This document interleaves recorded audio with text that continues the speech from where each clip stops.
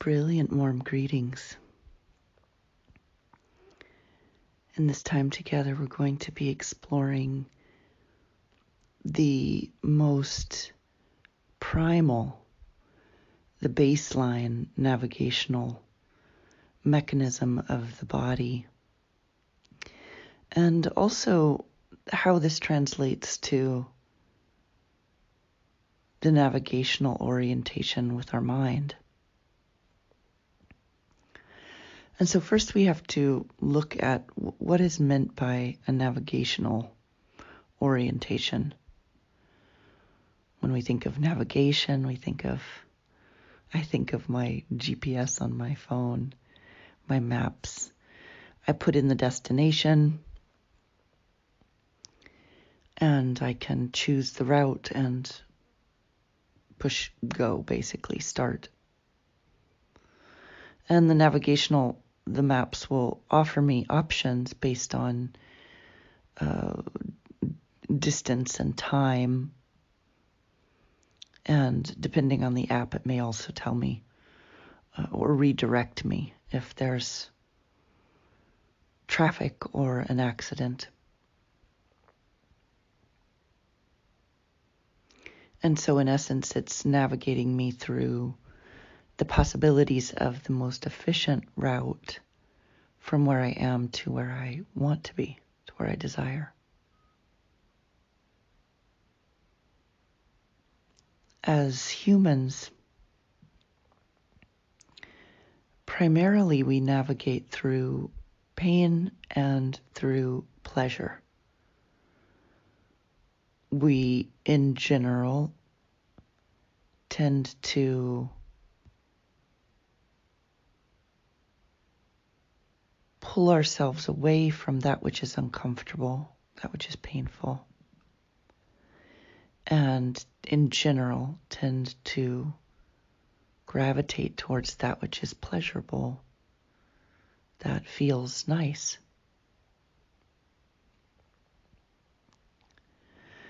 But because of our cross-wirings in relationship to pain and pleasure, pleasure and guilt, pleasure and shame,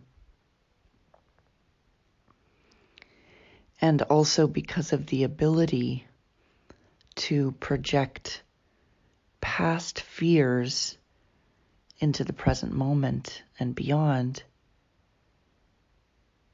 it has actually become the default pathway for the navigational system of the majority of humans to navigate via the avoidance of pain. But here's where it gets very interesting, is if we are navigating through avoidance of pain, and that pain is coming from a past fear that we project into the present, then we actually orient our movement through life, our GPS, if you will. We orient this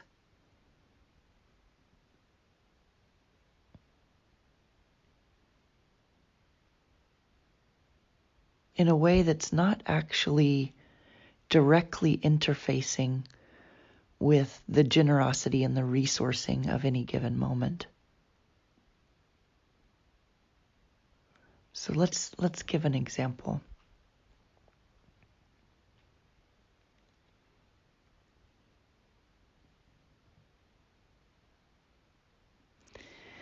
If I was harmed by another in terms of a particular kind of betrayal, let's say a relationship betrayal, a lover betrayal,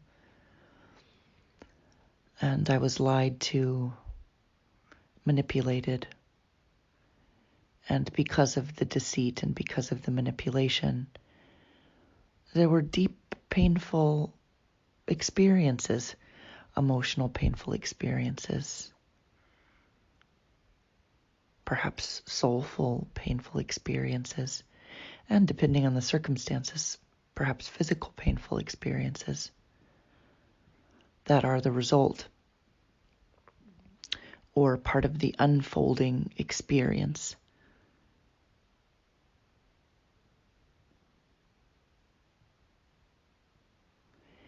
And because my nervous system is so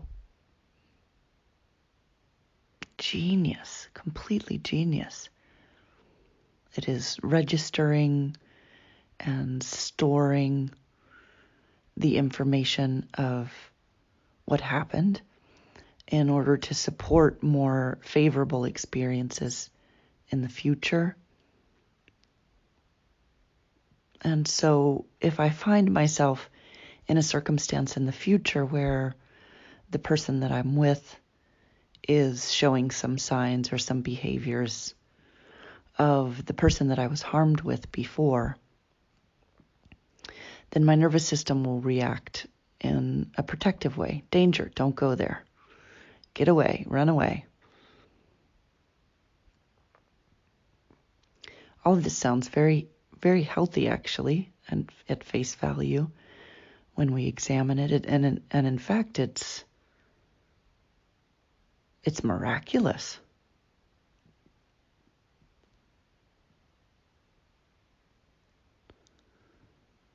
The challenge comes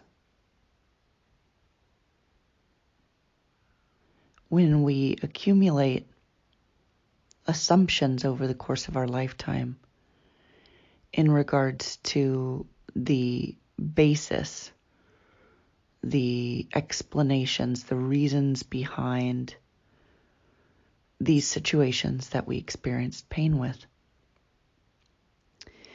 And this is very interesting. Follow with me. Our core wounds that emerge into the psychic space or the templating of our awareness. And mind you, from a practical and we could even say behavioral perspective, these core wounds happen through early traumas, what we could call early traumas, early shocks that we all experience as we're engaging in this life experience as a young one. And the conclusions that are drawn, this is the interesting part, the conclusions that are drawn from that challenging, shocking, or traumatic experience, when the conclusions are drawn from the perspective of solely the separate self, that forms the foundation of our primary wounds in life. Okay, ready for an example?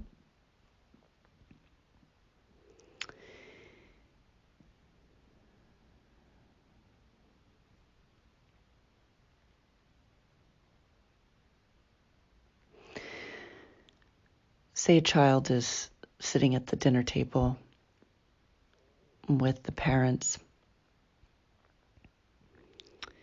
and one of the parental figures comes in,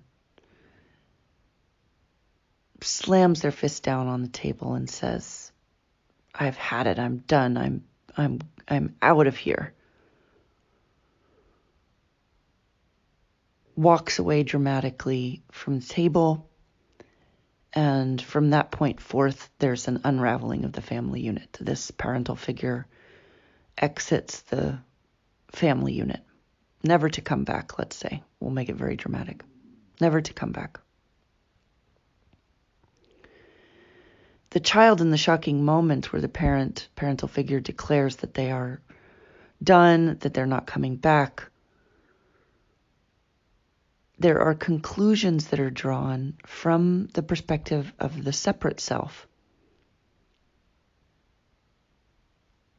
that are directly connected to the vibrational momentums of the storylines and the beliefs of their particular ancestral lineage, combined with the practiced vibrational thought forms within the family unit and within the immediate culture and then within the broader culture.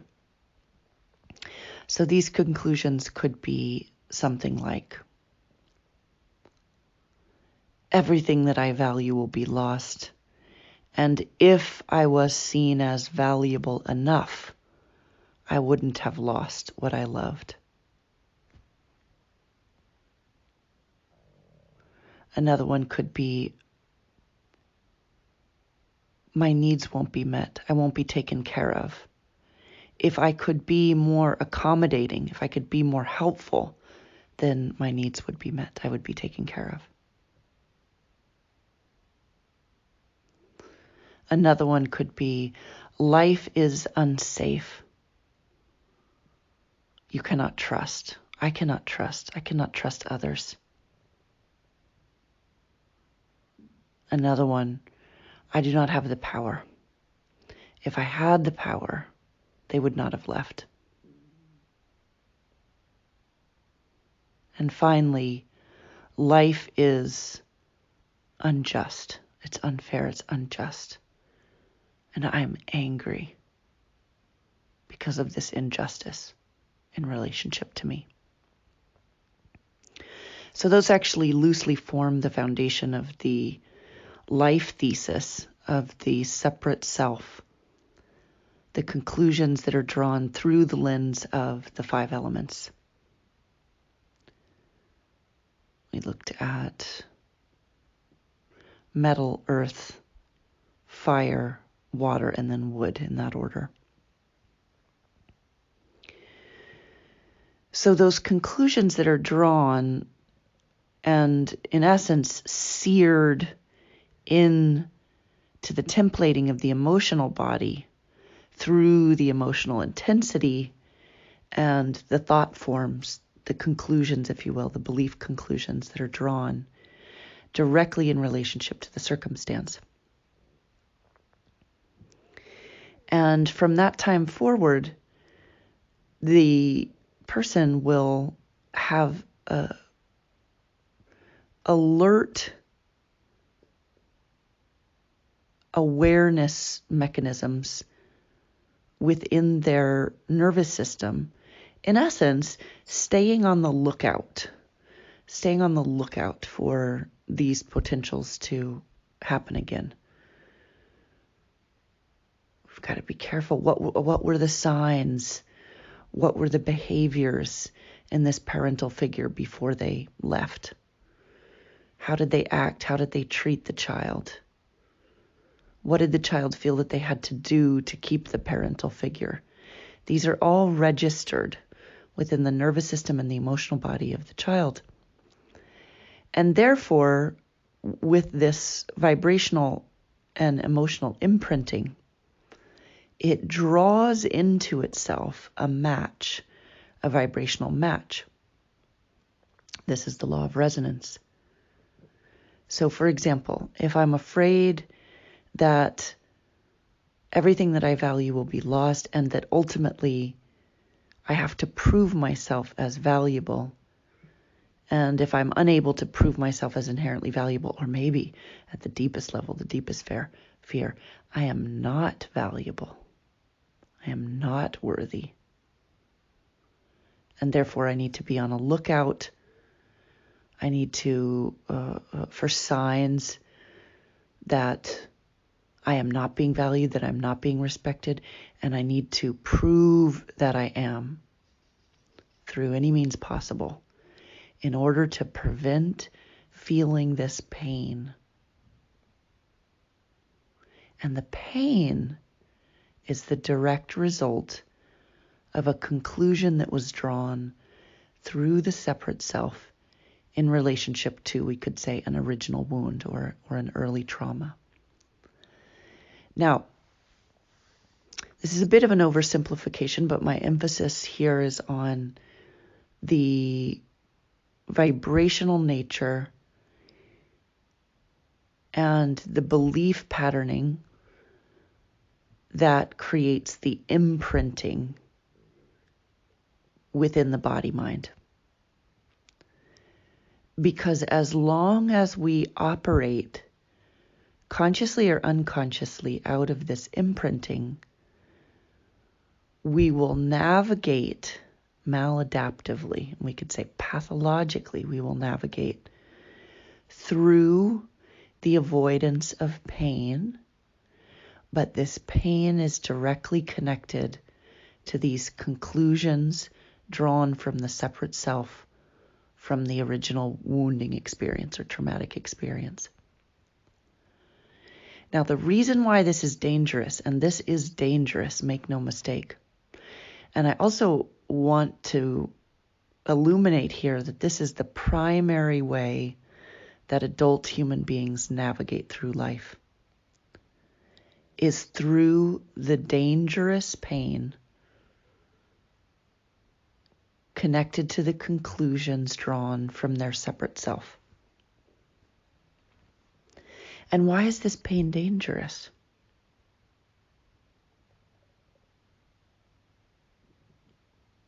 This pain is dangerous because it oozes, if you will, it emanates vibrationally from an unresolved core wound.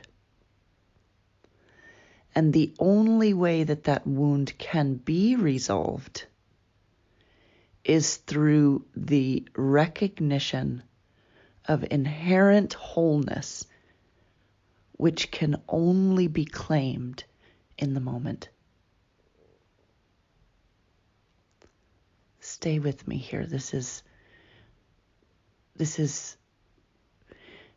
It's delicate and in some ways can feel complex, and yet it is the most simple and direct way of understanding how we navigate and choosing a more robust, full, generous, abundant, loving way to navigate.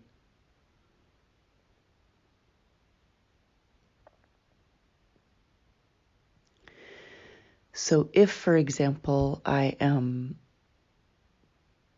emanating this vibration of my wound of betrayal, that others cannot be trusted, I cannot be trusted, life cannot be trusted, that I need to enhance the experiences within me and from me to others that give me a sense of pseudo-safety,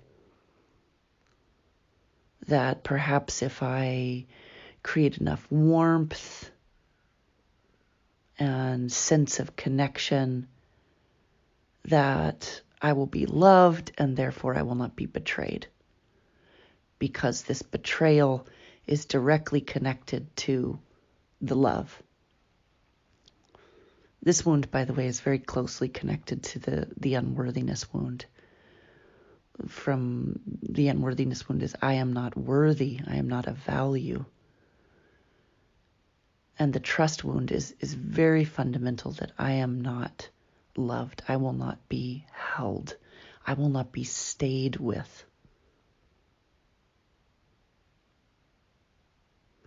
So as long as I am consciously or unconsciously operating from this wound in an attempt to protect myself from pain,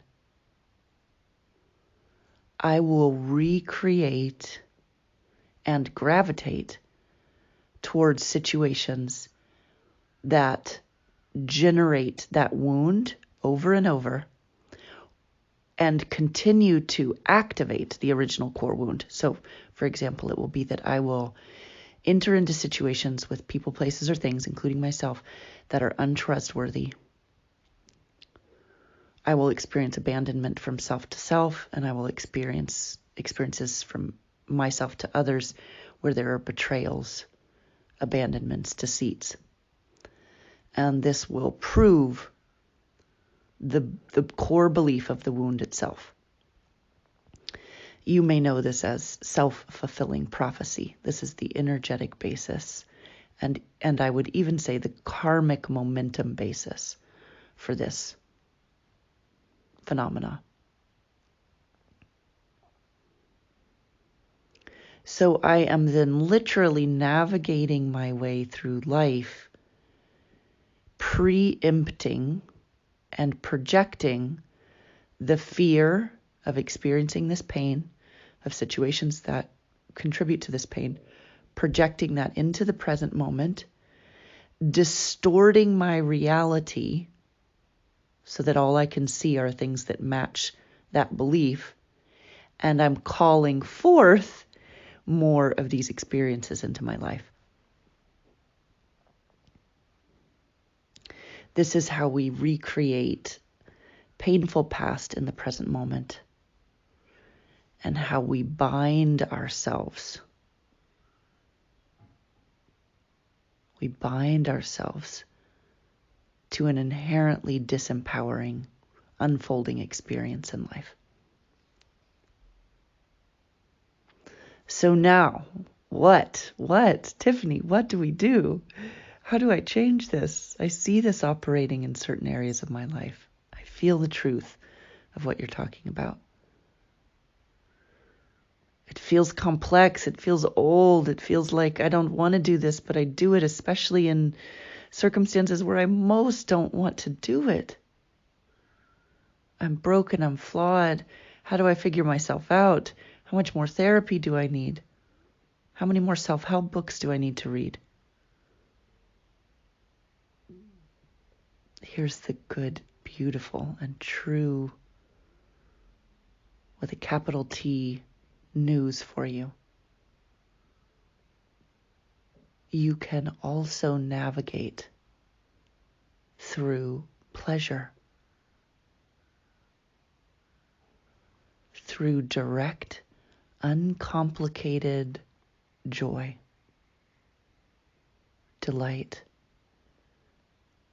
the energetic movement of gravitating towards that which brings you more life, more delight, more richness unfolding.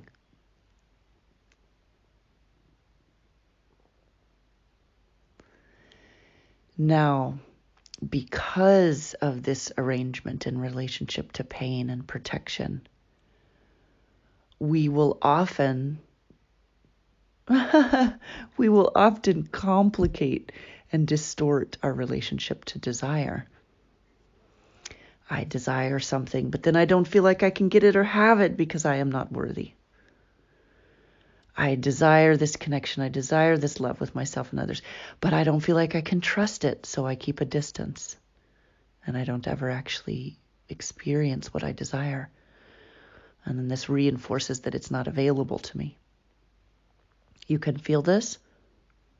Have you experienced this?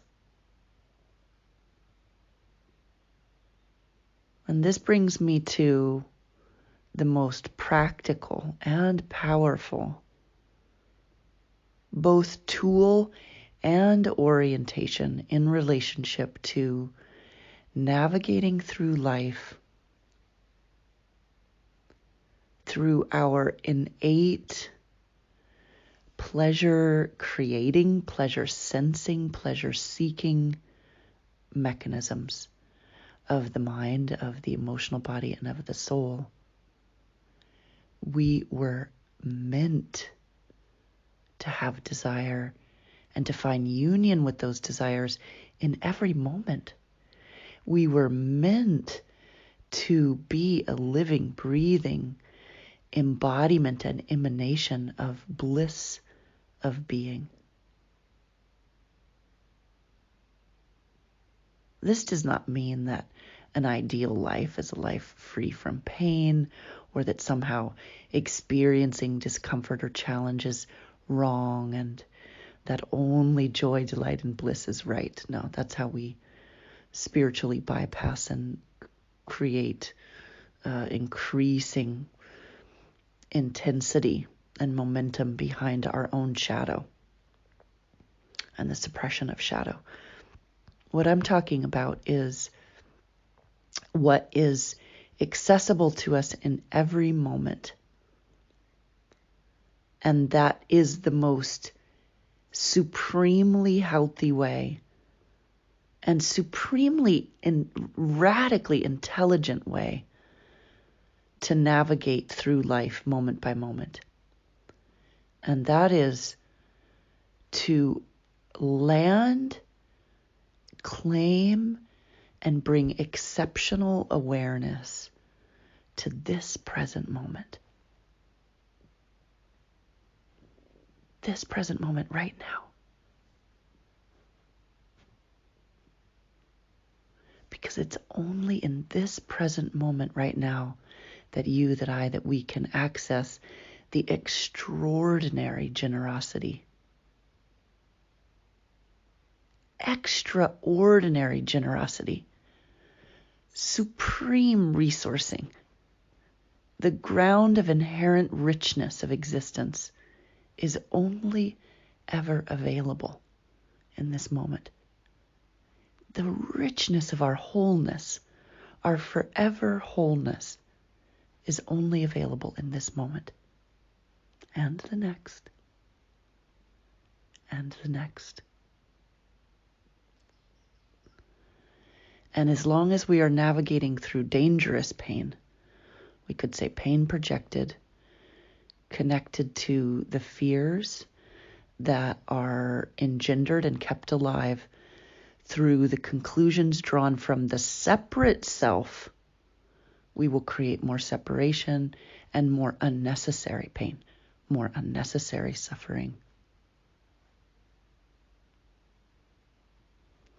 When we come right here, right now, claim this generous moment. Breathe here now. Land here now. Choose this.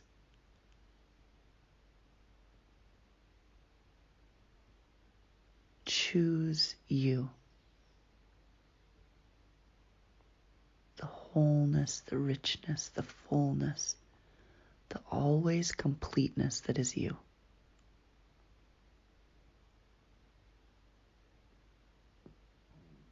This is the most powerful and effective way not only to heal our wounds from the past, to change our ancestral lineage and legacy,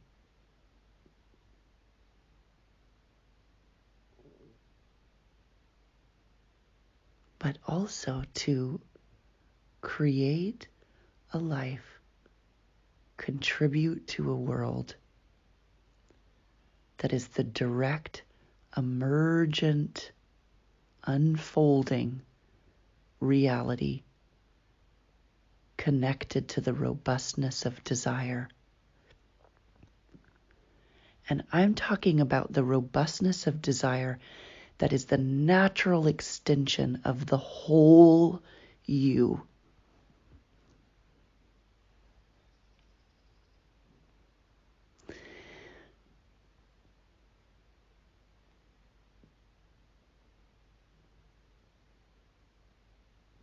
You are the desire that desires you. You are the bliss of being. You are that which perceives, allows, and gives rise to this generous moment.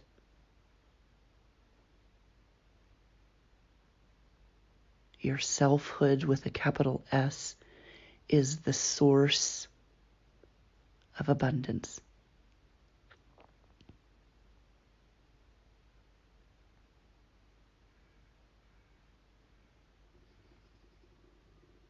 It's the source of generosity. You are.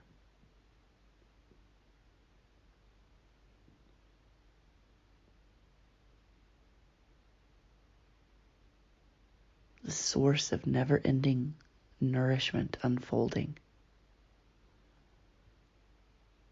The source of true power in action. The source of unbridled creativity. the source of inherent worth.